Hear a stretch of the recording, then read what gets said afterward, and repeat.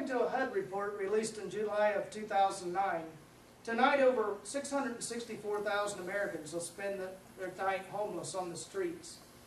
This speaks to the problem that homelessness has become in America and in our country and in our communities. And I believe it's a problem that needs to be solved, and I believe that through the help of our government, through the help of volunteering, and through the help of people like you and me, we can bring an end to this blight that's upon our country. You might wonder what it means to be homeless.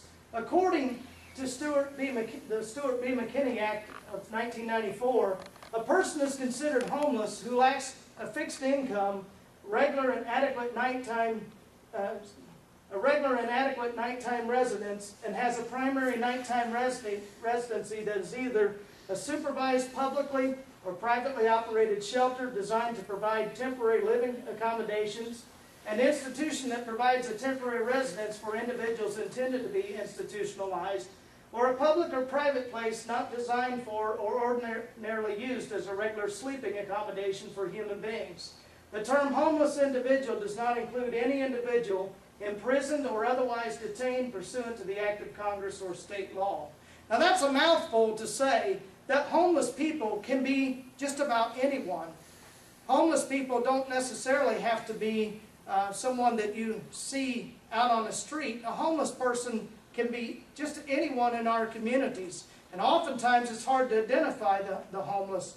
But to give you some facts and statistics, who are the homeless in our communities? 68% of the homeless people in our community are single individuals.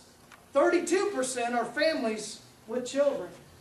19% of American homeless people actually are American veterans.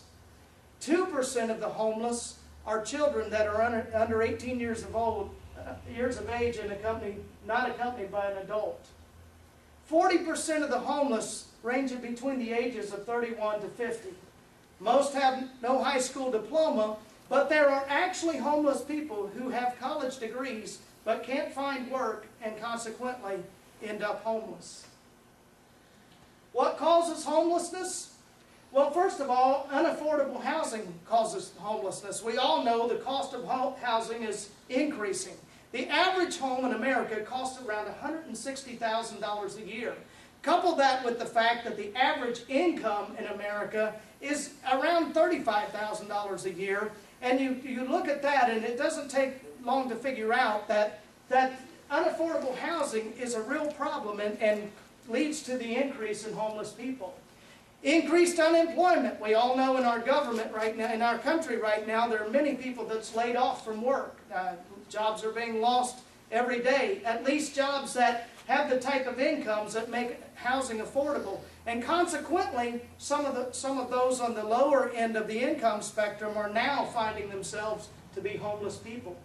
Other things that lead to homelessness include physical or mental disabilities. Overextended public services, even though we have tax-supported services for the homeless and we have programs for them, because of the increase in the number of homeless people, and it's overtaxing the ability of those entities to help those that are homeless.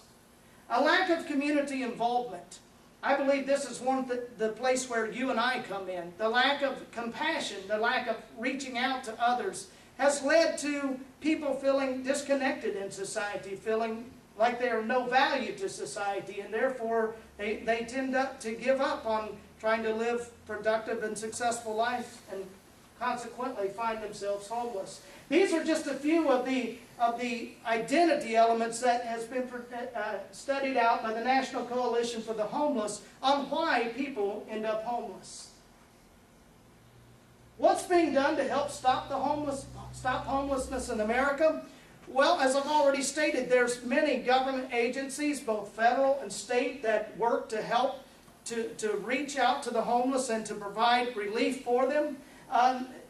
Places like the Department of Health and Human Services, they provide the services that are needed to provide health care, to provide relief, food, and those kind of things to the people that are in need, to the people that don't have a way to get those things on their own.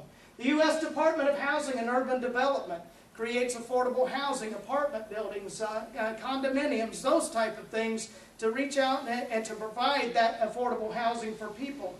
One of the statistics that has been studied out by the Department of Housing and Urban Development is the fact that a single person who wants to rent a single apartment would need to be able to have an income somewhere around $15 per hour to be able to afford the average rent for an average single bedroom apartment. In addition to that, couple that with the fact that for a single mother, say a single mother with one child who would want to rent a 2-bedroom apartment, would need to have an income of somewhere around $18 an hour in order to provide living expenses and be able to pay the rent for that type of apartment. So think about the overtaxing that's on these government entities that's trying to help those that's in need. We have several local organizations like the Salvation Army here in Springfield that provides relief to the homeless. It provides shelters and clothing and food and those kind of things.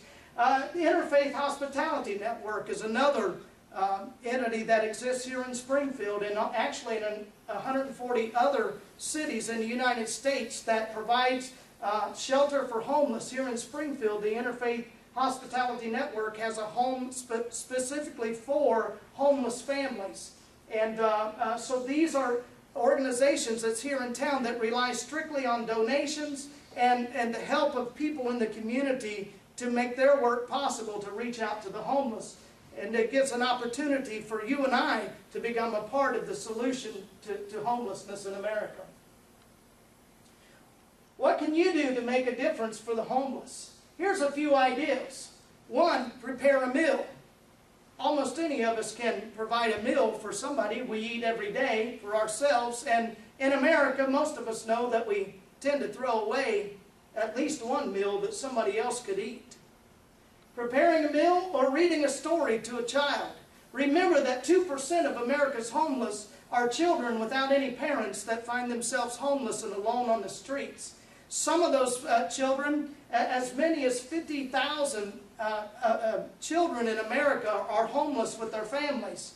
Their parents might be out trying to earn a living, trying to do what they can, and so they're left to daycare, they're left to other organizations, and they need volunteers like you and I that may simply come in and provide support to a child, to read to them, to care for them, to simply provide compassion to them. Many of the nation's homeless can't read or write. We can help them out by helping to write resumes, to send letters, and to help them find the connections to the entities that will help them in their homeless situation. Donate furniture, clothes, or supplies. I know in my house, we end up throwing away things that are probably something someone else could use and something someone else would appreciate. And most of us have things that we don't even realize are there until we get cleaning and wonder how we accumulated all those things. Those are items that are potentially a gold mine for somebody that doesn't have the things that they need for basic life and basic happiness. Offer compassion and support. How many times has a homeless person came to us or a needy person came to us and our initial response is to turn them away? Well, I understand that not every person in America, not every person that's out begging is a needy person. But remember that there are those that are out there who truly are homeless and who truly are in need. And we can reach out to them by providing compassion and support. As one person at the Interfaith Hospitality Network said, you don't need to donate thousands of dollars or hundreds of hours of a service to make a difference. In fact, 1 hour of volunteering can work wonders. Basic kindness can change bad days to good ones. It can even transform lives. I believe that's something that you and I can do by reaching out to homeless people, by showing them a heart of compassion, by showing them that we care. Today I've shown you what it means to be homeless. I've given you an idea of who homeless people are, how many there are, what the percentages are. I've shown you what is being done today by our government and by volunteer organizations to reach out to the homeless. And I've also suggested to you how you and I can become a part of the solution to ending homelessness in America. I hope that you'll take this speech today and let it challenge you to become involved. Let it challenge you and bring you to the place that you feel that there's something you can do to make a difference for somebody else.